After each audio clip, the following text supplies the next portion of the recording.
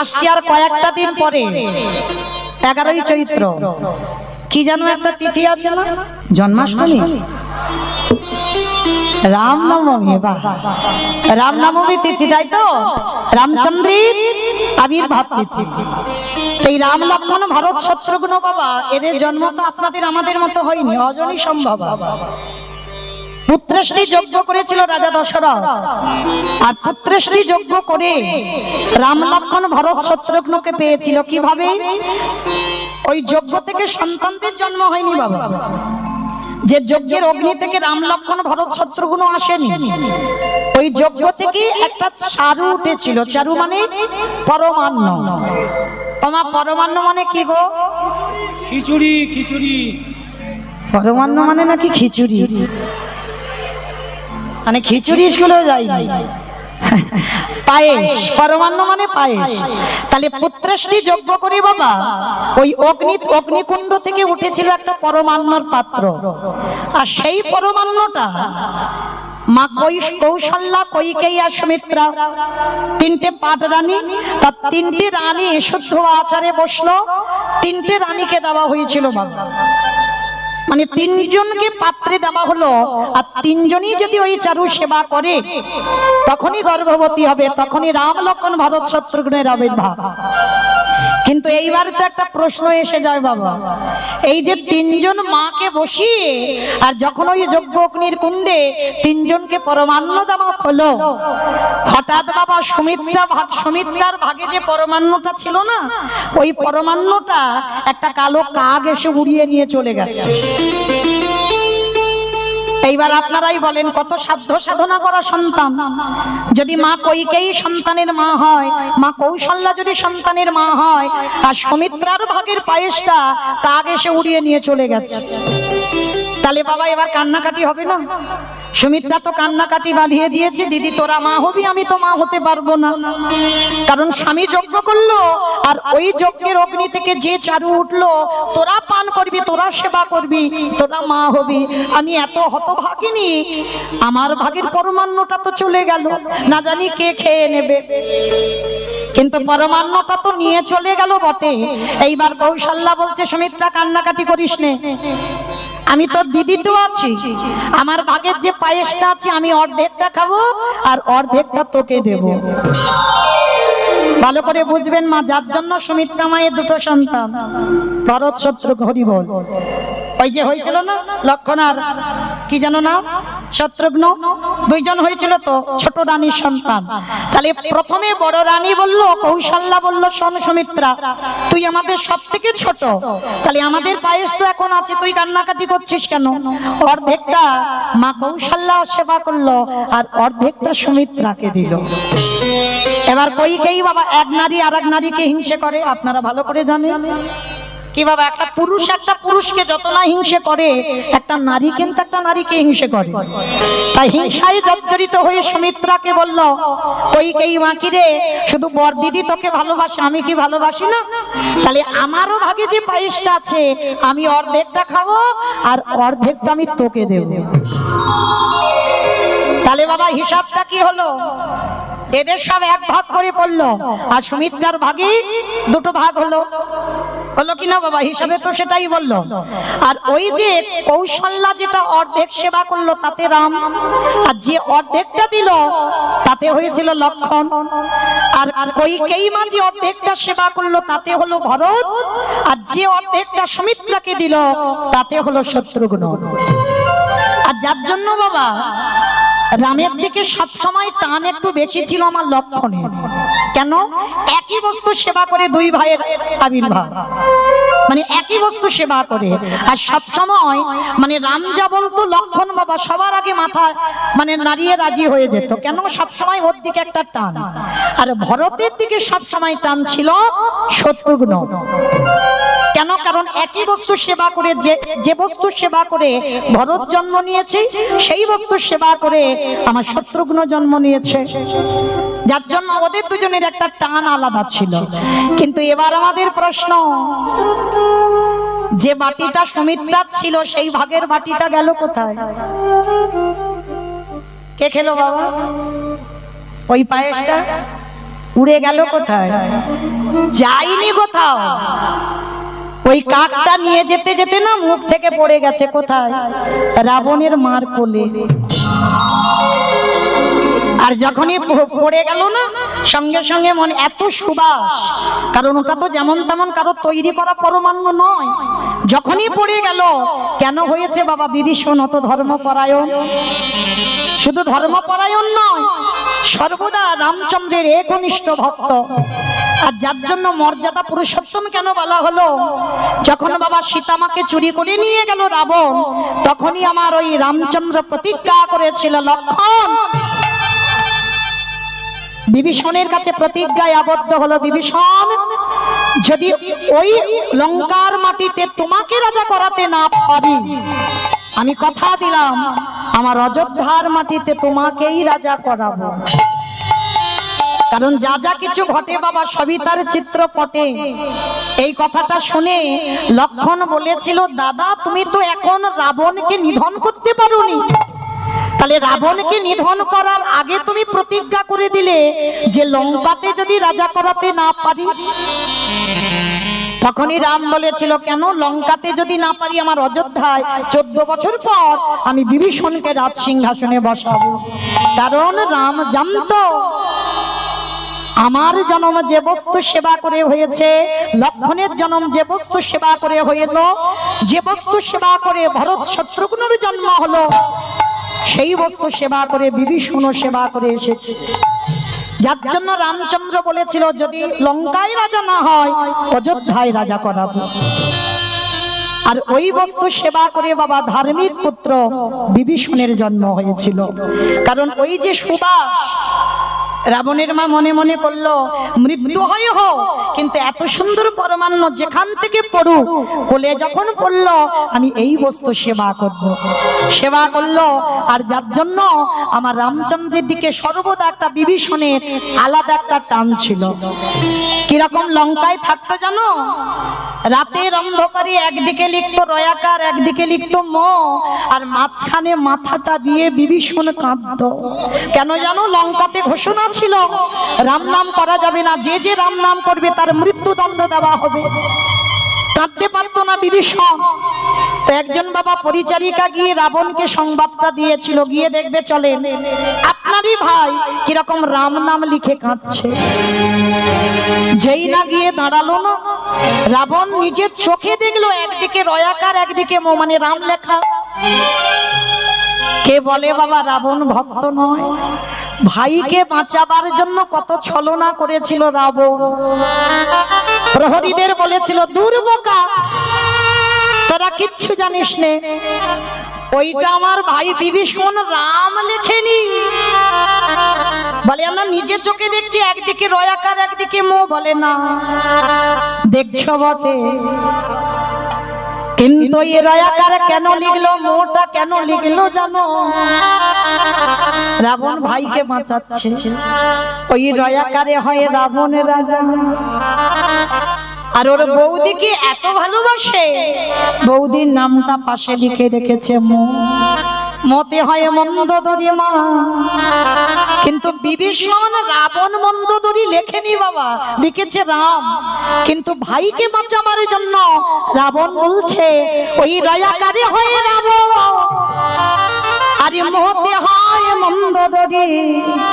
তোমরা জানো আমাদের দুজনকে এত ভালোবাসে, আমাদের ধরে তো কাঁদতে পারছে না, আমাকে ভয় পায়, ওই জন্য আমার নামটা লিখে তারে মাঝে মস্ত দিয়ে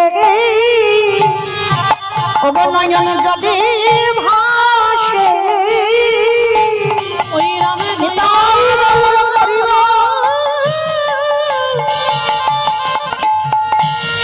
দয়া করো বলে ওই মাঝে মাথা দিয়ে নয়ন জলে ভাসে। আস্তে তাহলে বাবা ঠাকুর আপনারাই বলেন, সেই রাবণ রাজা যার জন্য নিজে স্ত্রীকে বনবাস দিল বাবা, হ্যাঁ লব কুশের জন্ম হলো, বনবাসে দিল, কিন্তু তথাপিও প্রজা বাৎসল্য ভগবান প্রজাদের কথা মান্যতা দিয়ে নিজের স্ত্রীকে পর্যন্ত ত্যাগ করলো। সীতা মা ছিল না, দ্বিতীয়বারে বিয়ে করেনি বাবা, স্বর্ণ সীতা তৈরি করে যজ্ঞে বসেছিল, কিন্তু দ্বিতীয়বার বিয়ে নয়। যার জন্য তাকে বলা হতো বাবা প্রজা বাৎসল্য ভগবান, মর্যাদা পুরুষোত্তম ভগবান রামচন্দ্র। আর সেই রঘুপতি রামচন্দ্র আজকের কলিকালের মাটিতে হয়েছেন আমার চৈতন্য মহাপ্রভু। কিন্তু বাবা সেই চৈতন্য মহাপ্রভু ছোটবেলা থেকে বাবা একেবারে নাচতে, জানো তো, ছোটবেলা থেকে নিমাই কিন্তু ভক্ত নয়। যদি বৈষ্ণবদের দেখতো পিছন থেকে কাঁচা টেনে খুলে দিত। কি গো, ভগবানের চরিত্র এমন, পিছন থেকে কাঁচা শুধু খুলে দিত না, কারোর যদি শিখা দেখতো না ছোট নিমাই, পিছন থেকে গিয়ে শিখাটা ধরে টান দিত। মানে এইরকম দুষ্ট ছিল নিমাই। মানে কৃষ্ণ ভক্ত কবে হয়েছে? বাবার নামে গয়ায় পিণ্ডদান করার পর, তার আগে কিন্তু নয়। তার আগে নিমাই সর্বদা নবদ্বীপে বদমাইশি করে বেড়াতো, আর সর্বদা ব্রাহ্মণ বৈষ্ণবদের পিছনে বাবা নিমাই তো পণ্ডিত। কেন বাবা সন্ন্যাসী নিল? নিমাই বুঝতে পেরেছিল পাণ্ডিত্য থাকলে বাবা ভজন হবে না।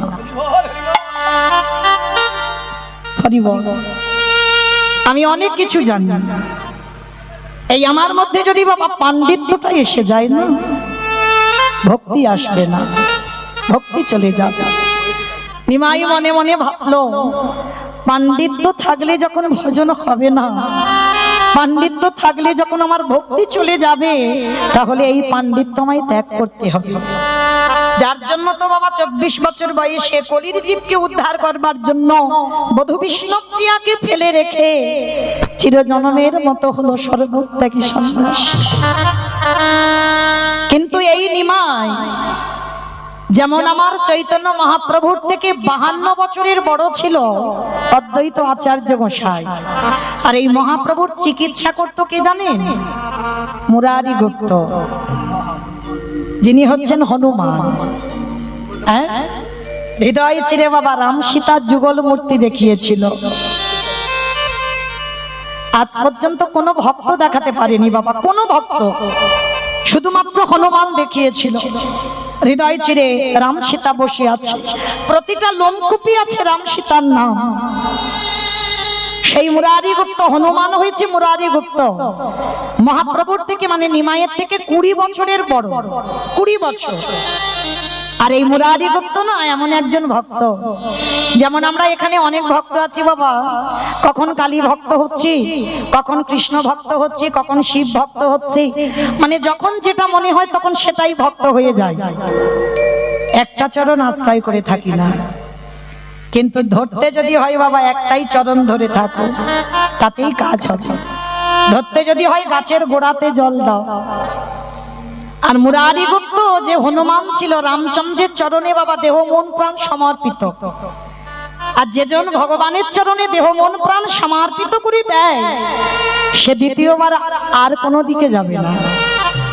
তা মুরারি গুপ্ত মানে ঘরের মধ্যে নিরজনে বাবা রামচন্দ্রের সেবা করত। বাইরের ভক্তরা কিন্তু কেউ জানতো না যে মুরারি গোপনে রামচন্দ্রের ভক্ত ছিল। একদিন নিমাই পিছন থেকে মুরারি গুপ্তর কাঁচাটা টেনে খুলে দিয়েছে, খুলে দিয়ে বলে উঠেছিল, এই গো কি ব্যাপার, তুমি ঘরে একজনকে সেবা করো আর বাইরে লোকদের আর একটা রূপ দেখাও কেন? মানে আস্তে আস্তে কানে কানে বলে গেছে, আর যেই না কানে বলে দিল না, সঙ্গে সঙ্গে ওই মুরারি গুপ্ত শোনা মাত্র চমকে উঠেছে। আমি ঘরে একজনের সেবা করি আর বাইরে তো কেউ জানে না, তাহলে এ কি করে জানলো? হরি বল। নিমাই যখন বাবা নবদ্বীপে সবাই জানতে পেরে গেল নিমাই ভগবান। আচ্ছা বাবা, ধরুন আমাদের এখানে যদি ভগবান আসে, কোনো সাধারণ মানুষ চিনতে পারবেন? পারবেন? কেউ পারবেন এখানে? সেই সাধ্য সাধনা আমাদের নাই। ঠিক চৈতন্য মহাপ্রভুকে নবদ্বীপবাসীরা তেমনই দেখত। একটা কথা বলে না বাবা, চলতি কথা, দাঁত থাকতে দাঁতের মর্যাদা বোঝে না, বোঝে কি? যখন সন্ন্যাসে চলে গেল তখন হাগৌর হাগৌর বলে কেঁদেছে, আর যখন ছিল তখন নিমাইয়ের সঙ্গে কি করেছে? হরিনাম করতো, খোল পাতাল ভেঙে দিত, কত অত্যাচার করেছে বাবা নিমাইয়ের সঙ্গে। নিমাই যে ভগবান কেউ সেটা বিশ্বাস করতে পারেনি। জগন্নাথ ধাম পুরী ধামে যে বিলীন হলো সেখানেও বাবা কেউ বিশ্বাস করলো না যে নিমাই ভগবান। একদিন আমার মুরারি গুপ্তকে রাতের অন্ধকারে নিমাই একটা কথা জিজ্ঞেস করেছিল, ও মুরারি, মুরারি, নবদ্বীপের অনেক ভক্তরা আমাকে প্রণাম করে, কিন্তু কই কোনোদিন তো তোমাকে দেখি না আমাকে প্রণাম করতে, তুমি কি মনে করো না যে আমি ভগবান বলে? একদিন জিজ্ঞেস করছে মুরারিকে। মুরারি গুপ্ত করজোরে করে বললেন, প্রভু গো, আমি যে তোমাকে প্রণাম করব, প্রণাম করলে তোমাকে কিছু দিতে হবে, আমার কাছে কিছু নেই, যা কিছু আছে আমি তোমার রামচন্দ্রের চরণে দিয়ে দিয়েছি, তাহলে তোমাকে যে প্রণাম করব আমার কাছে কিছু নেই, আমি দেব কি? তাহলে একান্ত যদি আমার প্রণাম নিতে চাও, ও গো হে দয়াময়, তোমার চরণে আমার একটাই নিবেদন,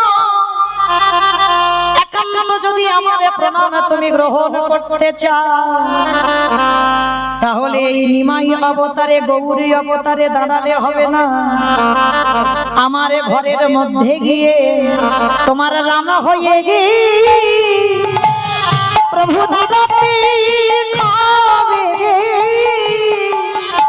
তাই গৌর হরি বল, আমি এই রূপে বড়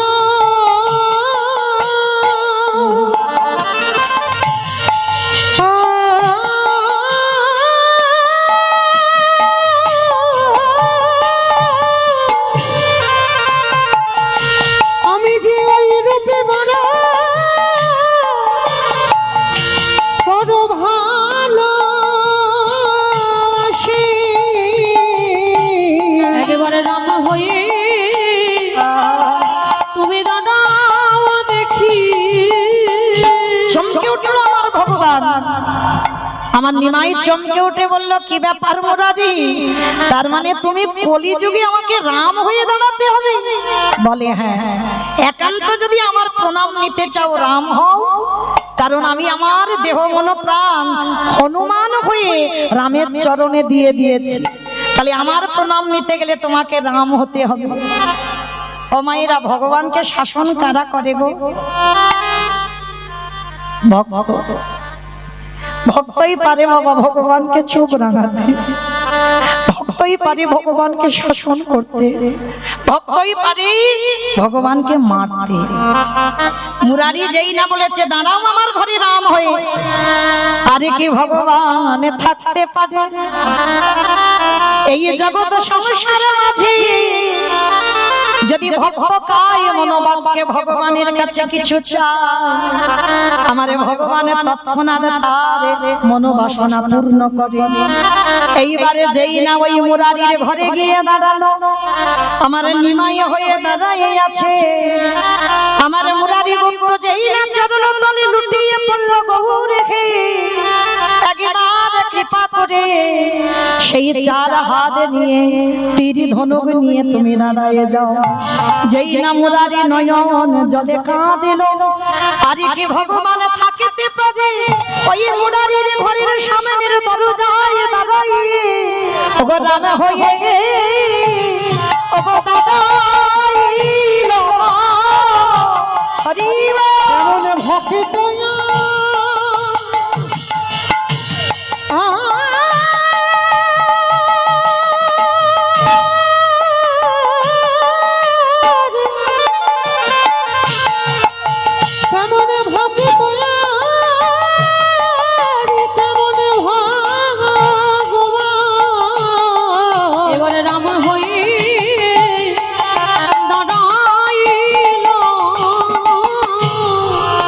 তাহলে মায়েরা এই জগতের সংসারী আমরা ডাকতে জানি না, ভালোবাসতে জানি না, তাই তো ভগবানের দর্শন পাওয়া যায় না। কিন্তু ডাকার মতো যদি ডাকা যায়, আমার ভগবান ভক্তের দুয়ারে এসে দাঁড়িয়ে যায়। ও মায়েরা, ভক্তি যখন ঊর্ধ্বগামী হয় তাদের পরিণতি কি হয় জানো? ভালো করে বুঝে নাও। যখন প্রকৃত তুমি একেবারে প্রেম ভক্তিতে ডুবে যাবে, তার দশা কেমন হবে? আমার বহু বহু ভক্তরা আছে, বহুবার শুনেছেন, ভক্ত চিনতে গেলে বাবা পোশাকে নয়, ভক্ত চিনতে গেলে নয়ন দিকে তাকাতে হবে। ভক্ত চিনবে নয়নে, ভগবান চিনবে চরণে। তাহলে আমার থেকে আপনাদের অভিজ্ঞতা বেশি, তাহলে আভরণে ভক্ত নয়।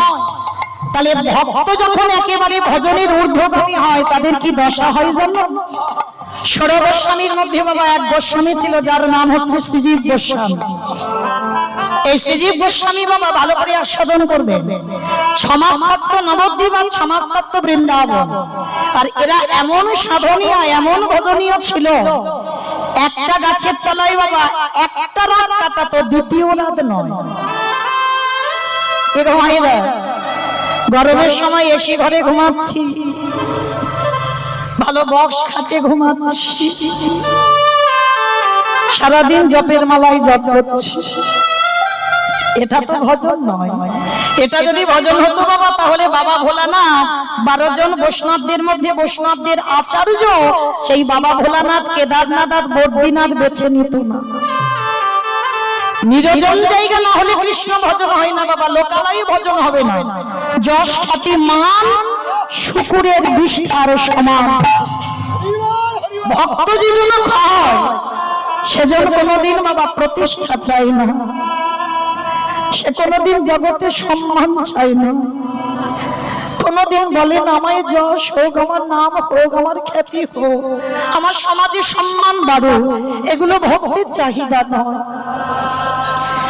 তাহলে এই শ্রীজীব গোস্বামী বাবা এরা এমনই ভজনীয়, এমনই সাধনীয় ছিল, মানে একটা গাছের তলায় আজকে রাতটা কাটাবে, কালকে রাত নয়। কেন নয় বাবা? আজকের থেকে যদি কালকের আবার থাকি, যদি বাবা এই গাছটার প্রতি মায়া জন্মে যায়, এই মায়া মোহিতে কৃষ্ণ ভজন সাধন হবে না। সবাই বসে আছে বাবা, যারা দাঁড়িয়ে আছো, বসে আছো, আমি কীর্তনিয়া সম্প্রদায়, সব মায়া মোহতে জর্জরিত হয়ে আছে। এই মায়া মোহর দড়ি যতদিন না তুমি মুক্ত করছো, ততদিন তোমার কৃষ্ণ ভজন সাধন হবে না। যাদের পদ আমরা অবলম্বন করছি বাবা, তাদের দিকে তাকিয়ে দেখেন, একটা গাছের তলায় এক রাত, মানে কালকে রাত থাকবে না। যদি গাছের প্রতি মায়া জন্মে যায়, সেই শ্রীজীব গোস্বামী নবদ্বীপের মাটিতে এসেছে বাবা, সুরধনী গঙ্গা স্নান করেছে। আর সুরধনী গঙ্গা স্নান করে, আর আমরা যারা বাবা ভক্তিপথে একটু করে আগাই, আমরা জানি স্নান আনতে বাবা আহ্নিক করতে হবে, ভজন সাধনে তো একটু বসতে হবে। কারণ এলাম খেলাম আর শুধু চলে গেলাম বাবা, ওটা তো পশুর জন্ম হয়ে গেল। পশু যেমন খায় আর ঘুমায়, আমরাও যদি সেই আচরণ করি বাবা, তাহলে আমরা দেব দুর্লভ মানব জন্মটা পেলামটা কি হলো? তাহলে তো আমাদের পশুর জন্ম হলো। স্নান আনতে বাবা আহ্নিক করতে হবে, গুরুদেবের দেওয়া মন্ত্র জপ করতে হবে। তো এই শ্রীজীব গোস্বামী মানে রূপ গোস্বামী আর সনাতন গোস্বামীর ভাইপো। রূপ গোস্বামী, সনাতন গোস্বামী আর অনুপম, এই অনুপমের ছেলে হচ্ছে শ্রীজীব গোস্বামী। তো এই শ্রীজীব গোস্বামী তো সুরধনী গঙ্গা স্নান করেছে বাবা, স্নান করে উঠে সে আহ্নিক মাথায় উঠে গেছে, সামনে একটা চানা ভাজার দোকান। ভজন যখন ঊর্ধ্বগামী হয়, তাদের দশা কেমন দেখো, সামনে চানা ভাজার দোকান, আর চানা ভাজার দোকানটা দেখে শ্রীজীব গোস্বামী সঙ্গে সঙ্গে চানা ভাজা কিনে আর স্নান করে চানা ভাজা কিনে খাচ্ছে। তা যখনই চানা ভাজাটা খাচ্ছে, হঠাৎ দর্শন হয়ে গেল বাবা নবদ্বীপের মাটিতে দিগ্বিজয়ী পণ্ডিত।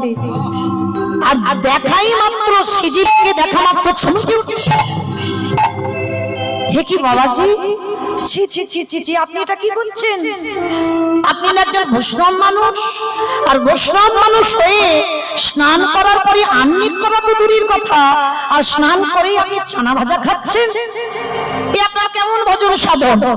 আপনি তো বৈষ্ণব নামে কলঙ্ক লাগিয়ে দেবেন যে স্নান করেই চানা ভাজার দোকান থেকে চানা ভাজা খাচ্ছেন।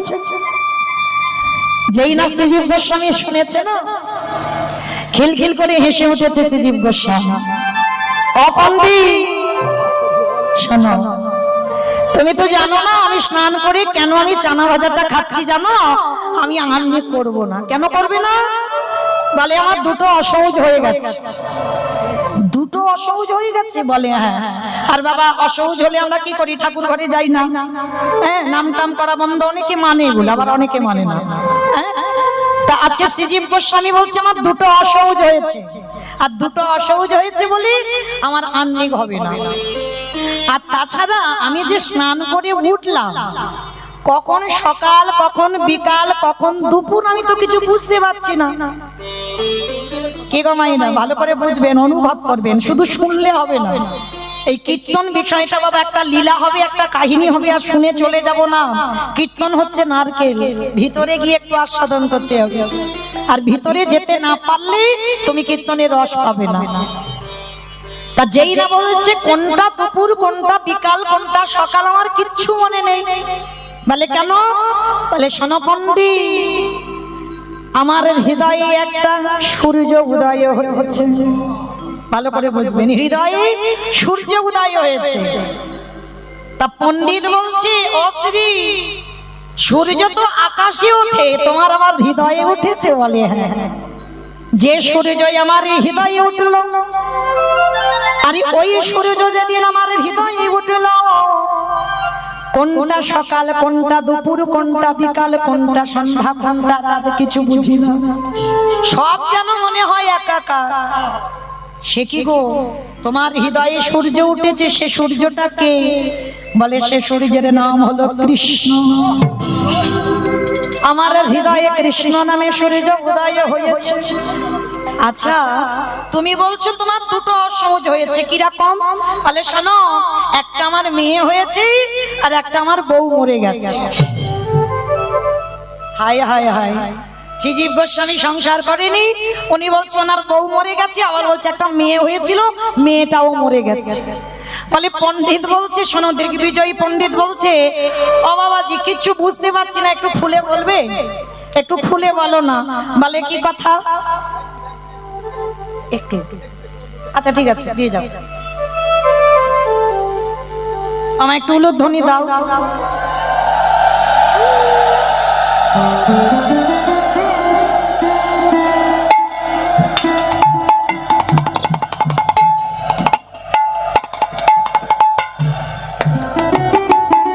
আজ স্বর্গীয় সুধীরচন্দ্র মণ্ডলের বাসভবনে এই মহতী অধিবাসরে ওনার বাড়ির দুই বৌমা, বড় বৌমা, ছোট বৌমা আজ মমিতাদিকে উত্তরীয় পরিয়ে আহ্বান করবেন এবং পুষ্পস্তবক দিয়ে ওনাকে স্বাগত জানাবেন।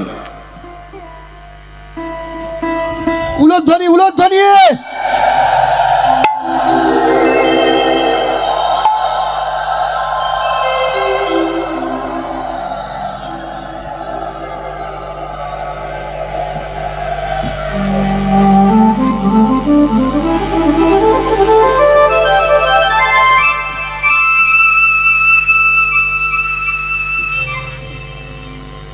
নিতাই গৌর প্রেমানন্দী হরি বল, হরি বল, হরি বল, হরি বল।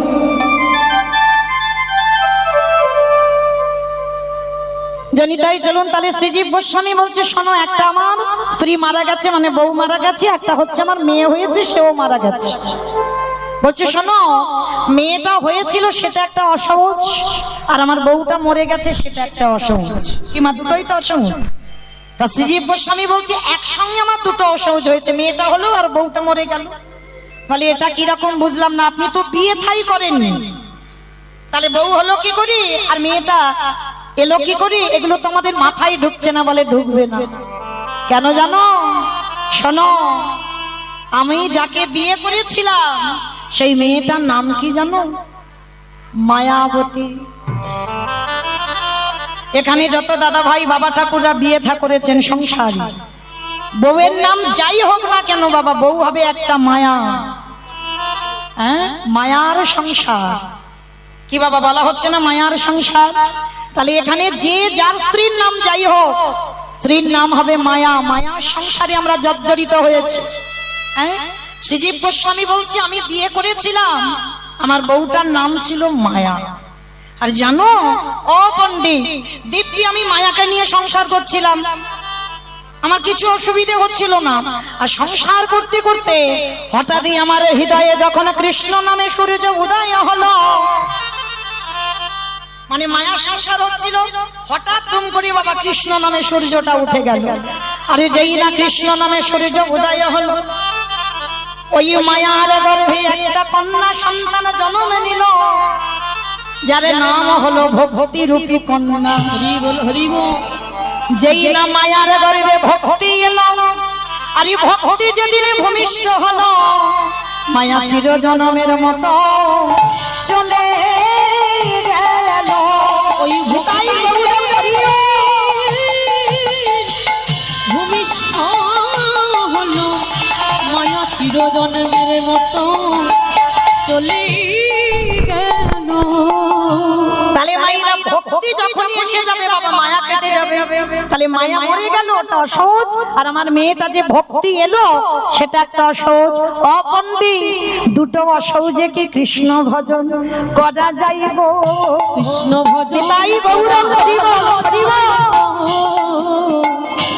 ওই যে জন কৃষ্ণ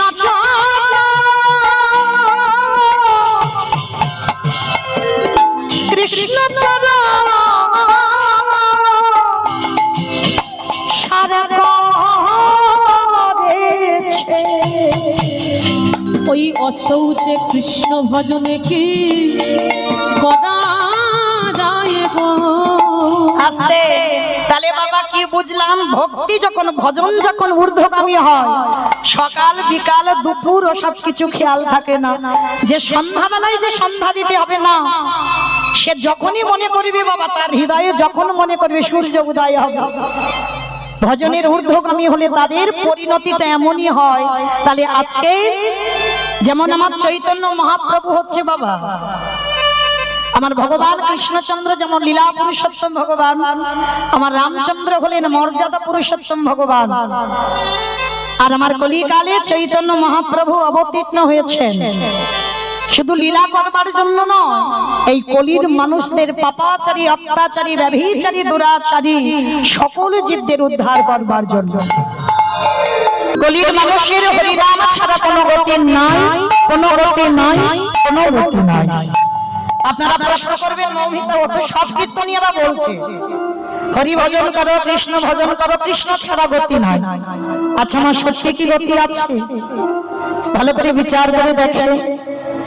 যে যত বড় ধনী হও না কেন, যার যত টাকা থাকুক না কেন, যার যত অর্থ থাকুক না কেন, কেউ যদি সারা জীবন দিল্লি বম্বে কাটায়, কেউ যদি সোনার পালঙ্কে ঘুমায়, কেউ যদি বাবা টাকার বিছানায় ঘুমায়, তবু মনে রাখতে হবে হরি বল, শেষের দিনে তোমার আর আপনেরা কেউ নয়। চারিদিকে তাকিয়ে দেখছো বাবা, সবাই আপনজন ঘিরে বসে আছে, না কেউ তোমার আপন নয়। যারা এখানে গীতা ভাগবত জ্ঞানী বসেছেন বাবা, কেউ তোমার আপন নয়। যা যা কিছু দেখছো সব অনিত্য, যেটা আজকে তোমার আছেই সেটা কালকের অন্য কারোর হয়ে যাবে। নিত্য বস্তু যদি থাকতে হয়, সেটা হলো বাবা গৌর গোবিন্দ চরণ। হরি বল, হরি বল, হরি বল। তাহলে গৌর গোবিন্দ চরণ ছাড়া যখন তোমার আপন কেউ নয়, তাদের কাদের জন্য বাবা কৃষ্ণ ভজন ভুলে যাচ্ছ? কৃষ্ণ ভজিবার তরে সংসারে আইন, সংসারে আইন অগমিছে মায়ায় বদ্ধ হই বিভীষণ।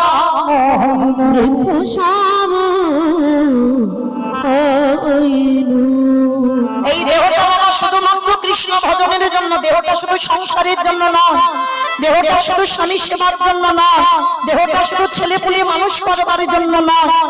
এ দেহটা যদি কৃষ্ণ ভজনের খায়, এ দেহটা যদি কৃষ্ণ সাধনার খায়, তাহলে কেন হেলায় হারিয়ে দিচ্ছ মা? শেষের দিনে যখন কেউ আমাদের আপন না, শেষের দিনে সঙ্গে হবে আমাদের কর্মফল। মনে রাখতে হবে বাবা, কেউ কোনোদিন কাউকে কর্ম ছাড়বে না। আমি জানালা দরজা বন্ধ করে একটা কর্ম করলাম বাবা, আমি ছাড়া কেউ জানে না। কি বাবা হচ্ছে না বাস্তবে? যে কর্মটা করেছি, ভুল কাজ করেছি, সেটা আমি ছাড়া আর জগতে কেউ জানে না। কিন্তু মায়েরা মনে রেখে, যে জানবার মালিক ঠিক ফাঁসি ধরে বসে আছে, শেষের দিনে কর্ম তোমায় ছাড়বে না। রামচন্দ্রকে বাবা সরুজ নদীর জলে প্রাণ ত্যাগ করতে হয়েছে। ভগবান কৃষ্ণচন্দ্রকে 125 বছর বয়সে জরাবাধীর তীরে প্রাণ ত্যাগ করতে হয়েছে। চৈতন্য মহাপ্রভুকে 48 বছর বয়সে বাবা দেহ সম্বরণ করতে হলো। যে ভগবান রাধারানী জীবন, রাধারানী প্রাণ, রাধারানী ছাড়া এক পলক চলতে পারে না, সেই রাধারানীকে 100 বছর কাঁদিয়েছিল। তাহলে এই জায়গাটাই আস্বাদন করে কি মনে হচ্ছে বাবা? আপনাদের আমাদের ছেড়ে দেবে মনে করেছে? মহাভারতে গান্ধারী কুরুক্ষেত্রের মাঠে শতপুত্র নিধন হলো। তাহলে সাক্ষাৎই যারা ভগবানকে দর্শন করেছে বাবা, তাদেরকে ছেড়ে দিল না। আর আপনারা আমরা তো তুচ্ছ, আমাদের ছেড়ে দেবে মনে করেছ? তাহলে কতদিন সাধু সঙ্গ করলাম, কতদিন ভক্ত চরণ আশ্রয় করলাম, কতদিন আমি একাদশীর উপবাস করলাম, কতদিন তুলসী তলায় জল দিলাম, কতদিন যাবৎ আমি সব কর্মে যুক্ত আছি, আর কতদিন যাবৎ আমি ধর্মকে আঁকড়ে ধরলাম। শুধু একটাই কথা মনে রাখতে হবে বাবা, যেজন ধর্মকে আঁকড়ে ধরে, স্বয়ং ধর্ম তাকে নিজেই এসে রক্ষা করে। তাই গৌর প্রেমানন্দে হরি বল। তাহলে জগৎ সংসারে বাবা কর্ম ছাড়বে না, শেষের দিনে কর্ম হবে সঙ্গী। আর কে সঙ্গী হবে? যাত্রা, নাটক, theatre, function, TV, serial, mobile কিছু নয়। যে তোমার জীবন, যে তোমার প্রাণ, যে তোমার মরণ, সবকিছু। কেউ সাথী নয়। তাহলে সাথী হবে কে? এই হরি নামে যাবে।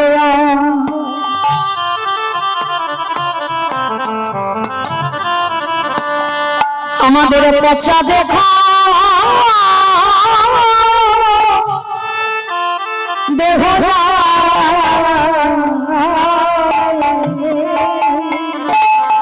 যদি তুমি ভালো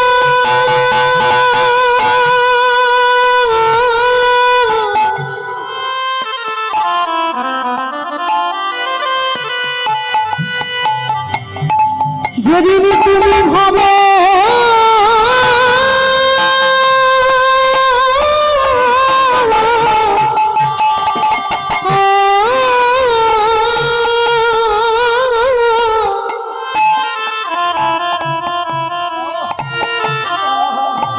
যেদিন তুমি ভাবো ওই ভাব পারে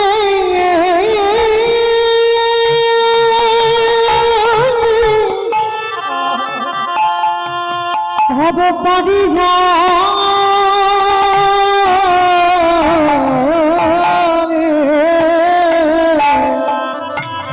সেই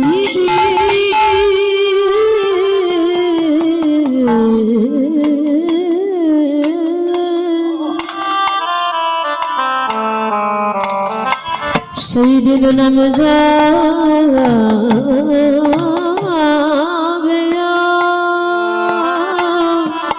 পৃথিবীতে তোমার কেউ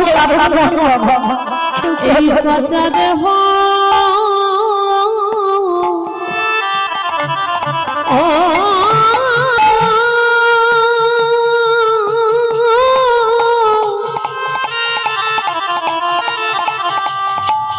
পচা দেহ যাবে।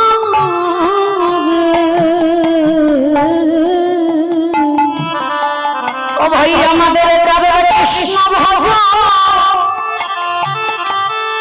ভজন হলো না, কৃষ্ণ বলবা বলি এইভাবে সবাই আমরা মায়ার বাঁধনে বন্দী হলো। শুধু আমার আমার করে বললাম, আমরা জগতে এলাম ভব ছেড়ে চলে গেলাম। মনে হবি বলে কাঁদলাম না গো, দয়াল শেষের দিনে তুমি ছাড়া আমার বন্ধা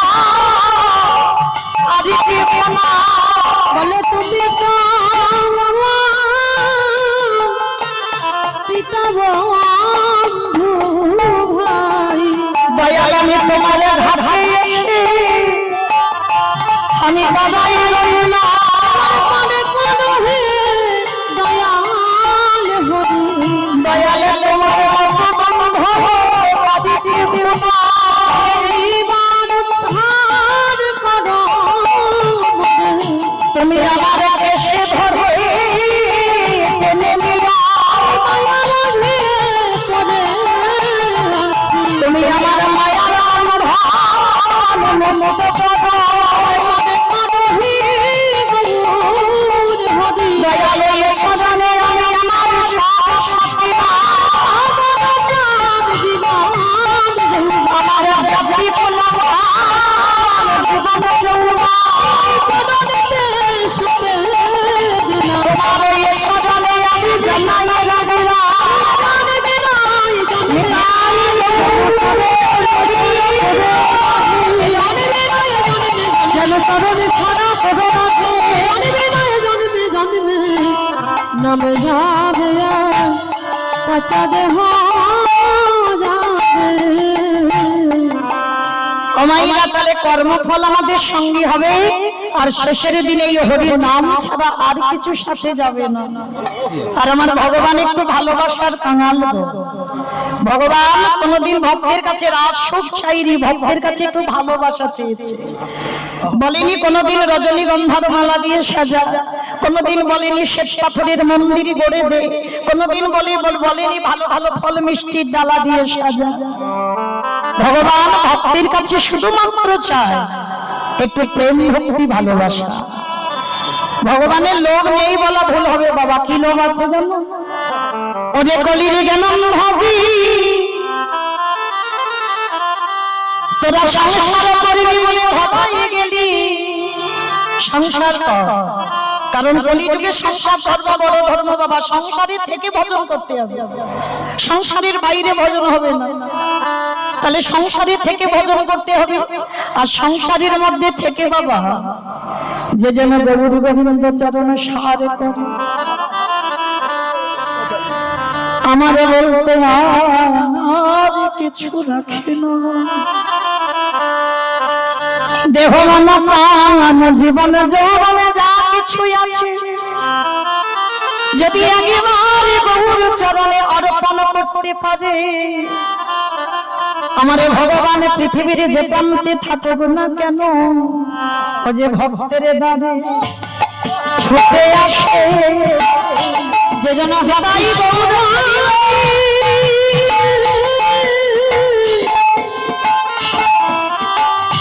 কৃষ্ণ বলে কাঁদিতে পারে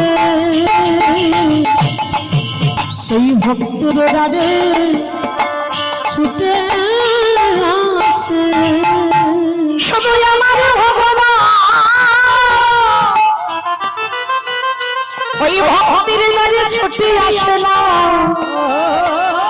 আরেকটি পদে জানা ওই ভক্তের পদ ধুলা অঙ্গে মাকে ও ভক্ত কৃপা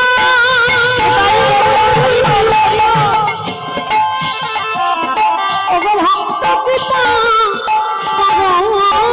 বলে ভক্ত পদ ধুলা ধুলা অঙ্গি মাখে কারণ ভোলা নয় ভুলি নয় গোপী পদ ধুলা গোপী পদ ধুলা ছিল নন্দের নন্দের ব্যাটা শুধু ধুলা ভগবান মাখে না, আগে কি করে জানো নয়ন জলে ও গো ভগবান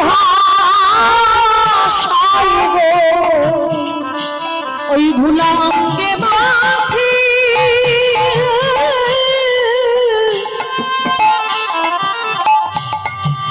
আর কি করে জানো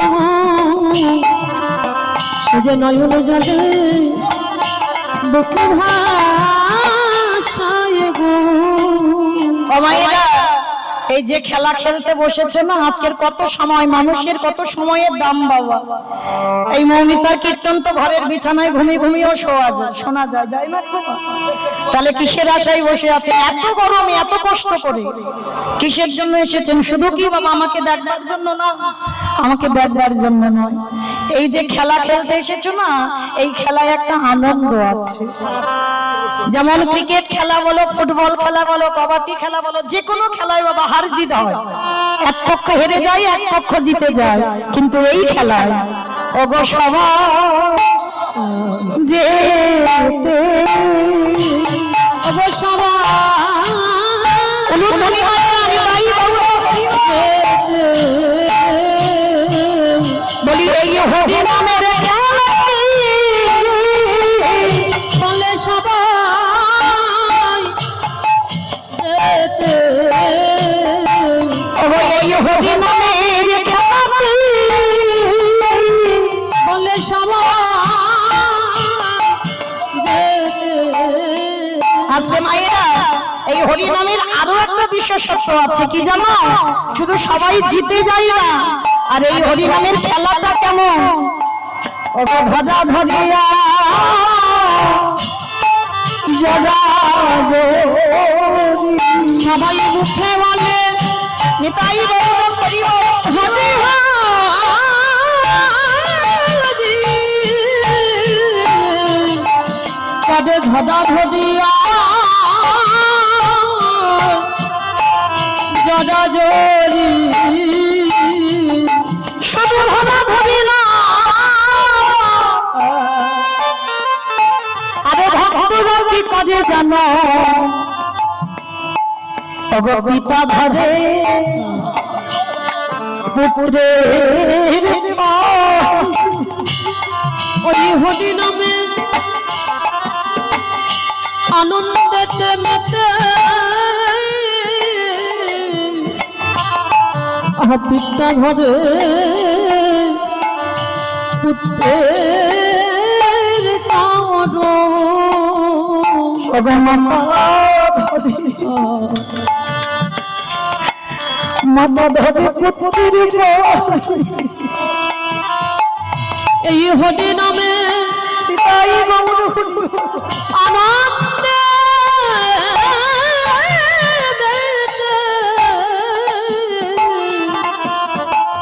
হবতা ধরে পুত্রের পায়ে, শুধু ভক্তরা পায়ে ধরে না, ওই ভোলা শুধু অঙ্গে মাখে না,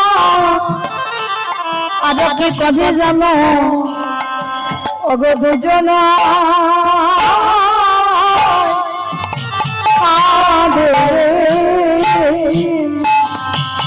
আজ ভক্ত কাঁদিয়া নিতাই গৌর পরিমল হরে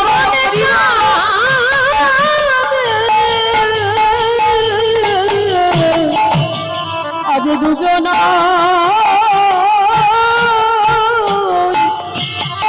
কাঁদে, ওগো কাঁদিবে না কেন গো? বলে কাঁদবে না কেন গো? ওগো কাঁদিবে বলে এসেছে গো, বলে কাঁদবে না কেন গো? এই ধাঁধাতে এসেছে, বলে এই ধাঁধাতে নামে ধাঁধাতে, এই ধাঁধাতে এসেছে। আজকে তাই তো আমার চৈতন্য মহাপ্রভু নবদ্বীপের মাটিতে আজকে নিয়ে দাঁড়িয়েছে, একা নয়, আমার নিতাই চাঁদকে নিয়েছে। নিয়ে কি করছে জানো? নিতাই যারে দেখে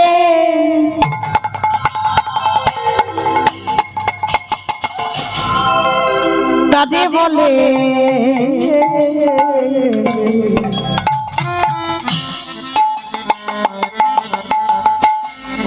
দন্তে তৃণ ধরি হরিণী নিতাই যারে রাখে তারে বলে অগদন্তে তৃণ ধরি আস্তে বাবা ঠাকুর এগুলো মহাজনী পদাবলী বৈষ্ণব পদাবলী।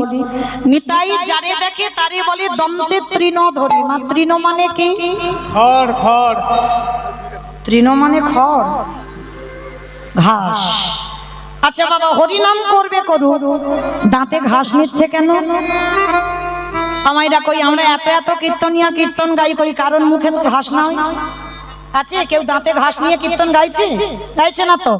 তাহলে বৈষ্ণব পদাবলীতে বলছে নিতাই যখন হরিনাম বিতরণ করছে দাঁতে ঘাস কেন বলছে? তাহলে নিশ্চয়ই বাবা আমাদেরও দাঁতে ঘাস নিয়ে কীর্তন করতে বলেছে। বলেছে তো? বলে না। কারণটা কি জানো? এই সমাজের তফাৎ। এটা এখনকার সমাজ আর মহাপ্রভুর আমলের সমাজ বাবা অনেক তফাৎ।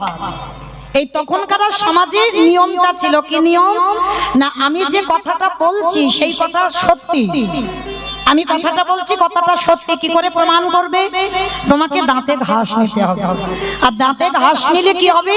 যে তুমি নত হয়েছ, মানে তুমি বড় দীনতার প্রতিমূর্তি, মানে তুমি গুরুজনদের সামনে নত জানো হতে পেরেছ, যার জন্য চৈতন্য মহাপ্রভুর আমলে নিয়ম, মানে গুরুজনদের সামনে কথা বলতে গেলে তোমাকে দাঁতে ঘাস নিতে হবে। আর আমাদের সমাজে মানে এখনকার সমাজের নিয়ম কি? দাঁতে ঘাস নয়।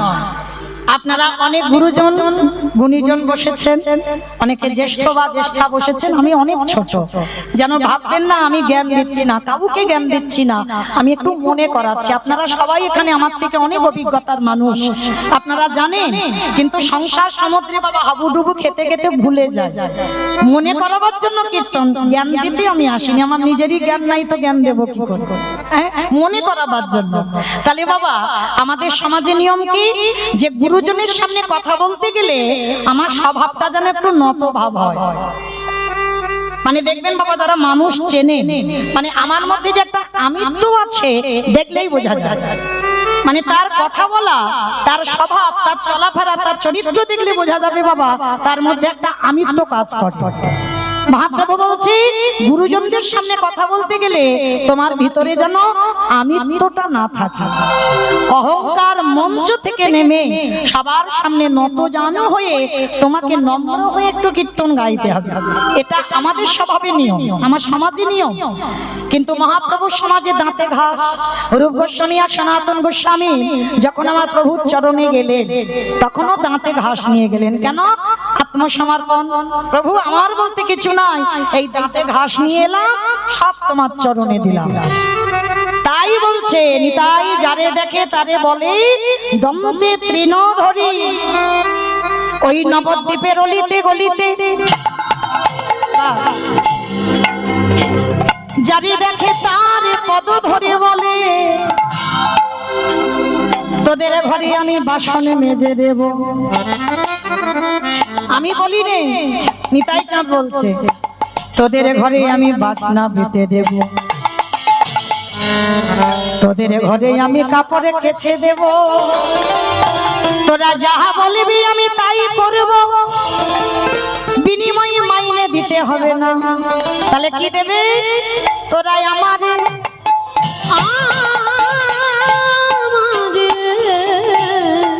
কিনে আলা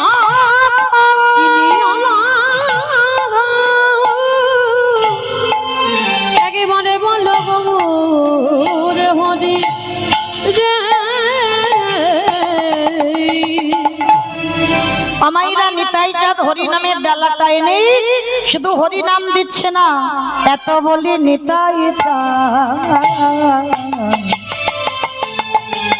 ভূমি গড়ি যা রে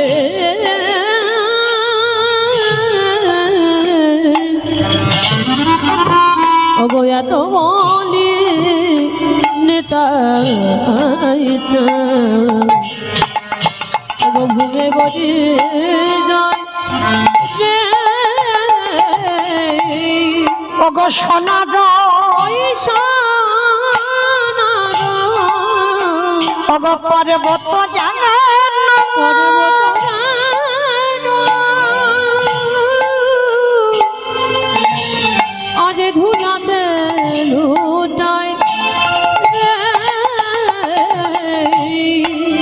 তোরা কে কি নিবি তোরা কে কি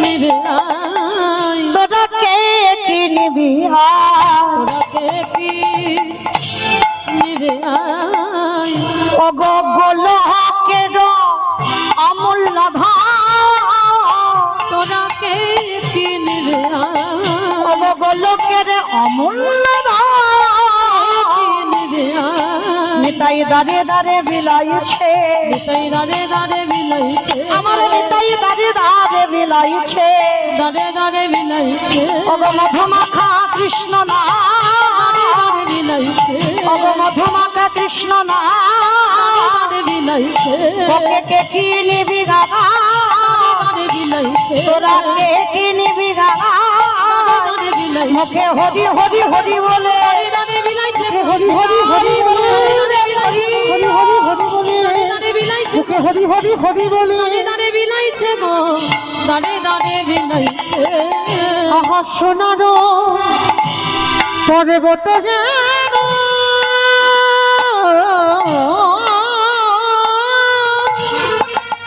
ধুলাতে লুটা ভুলাতে দুটা হেন অবতারে যার রতি না জন্মিল রতি না জন্মেল ভগদাশিলোচন বলে সেই পাপি এলো আর এলো গেল দাশলোচন বলে সেই পাপি এলো আর গেল রে লোচন বলে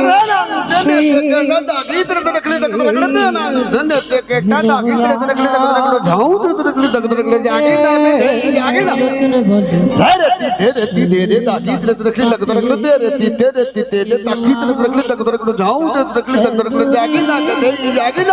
বলে কত কত ধাগি কত কত ধাগি কত কত তাও তো তোর সেই বাপু এলো আর গেল রে লোচন বলে সেই পাপি গেল রে দাশলোচন বলে সেই পাপি এলো আর গেল রে লোচন বলে সেই পাপি এলো আর গেল রে দাস লোচন বলে সেই পাপি জনিতাই চলুন এবার আমরা যাব মধুমাশ্রী ধাম বৃন্দাবন ধাম তা এতক্ষণ নবদ্বীপে ছিলাম মা দেখে সবাই মিলে একবার বলেন গৌর সুন্দরী কি নবদ্বীপের ধাম কি সচিরি নন্দন কি ধ্বনিটা হলো কি এটাও জয় এত রিহার্সাল দিয়ে আর হয় না সে তবু হয়ে যাচ্ছে বললাম ধ্বনিটা হলো কি এটা নাকি জয় এইটা জয় নয় একটু প্রেম সে জয় দাও এত জোরে জয় দাও কত দূর যাবে সোনারপুর শোনা যাবে সোনারপুর তোর কাছে কাছে সোনারপুর যাবে তাহলে তেমাতা চলে যাক কালিকাপুর যাক যাবে তেমাতা যাবে বাহ, যাক না যাক মাথা তো নেড়েছে এতেই হবে আচ্ছা অমাইরা কই দেখি আমার নিতাই চাঁদ গৌর চাঁদের মতো হাত দুটো তোলো দেখি যাদের হাত আছে তোলো যাদের নাই বলবো না যারা দাঁড়িয়ে আছেন বাইরে সবাই এদিকে হাত সবাই একসঙ্গে কই এদিকে হাত ওঠেনি কেন সব ধসে যাচ্ছে তোলো দেখি সবাই একসঙ্গে সবাই বলবে কেমন গৌর সুন্দরী কি নবদ্বীপে ধাম কি সচিরি নন্দন কি বিষ্ণু প্রিয়া কি নিতাই চাঁদ কি ভক্ত বৃন্দ কি হরিবাসর ধাম কি সাধু গুরু বৈষ্ণব কি আপন আপন গুরু চরণ কি নিতাই গৌর প্রেমানন্দে হরি বল। চলো এবার আমরা সবাই যাবো মধুমাশ্রী ধাম বৃন্দাবন ধাম আর যেতে গিয়ে একটা ভজন গাওয়া হোক একটা হবে চলো তবে আমি আর আমার সম্প্রদায় নয় সবাই যাব তা যারা যারা যাবো একটু উলুধ্বনি তোলো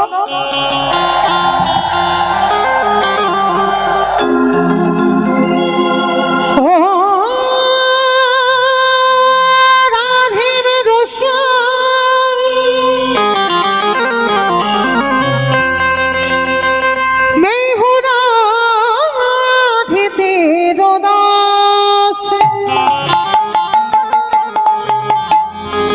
जन्म जन्म मोहे दीजिया वृंदावन निवास। जय राधे श्री राधे, जय श्री कृष्ण बोलो जय राधे। जय राधे श्री राधे, जय श्री कृष्ण बोलो जय राधे। ओ जय राधे श्री राधे, जय श्री कृष्ण बोलो जय राधे। जय राधे श्री राधे, जय श्री कृष्ण बोलो जय राधे। नाम मेरी राधा रानी का,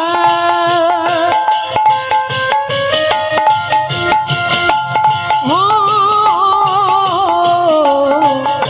नाम मेरी राधा रानी का, जिसने गाया है वो बाके बिहारी ने उसे अपना बनाया है।